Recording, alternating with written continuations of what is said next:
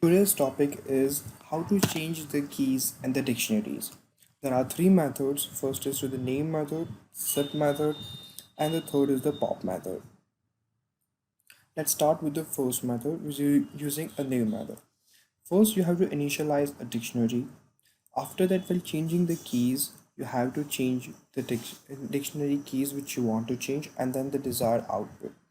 In between, we are going to delete our key in the dictionary, which is the Smith. Let's say we have to change from the Smith to the Jamie. So we are gonna write the first which we want to replace with.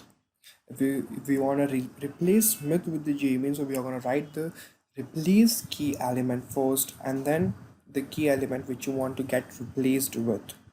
After that, we are going to delete our key Smith which we want to replace with, and then print our output.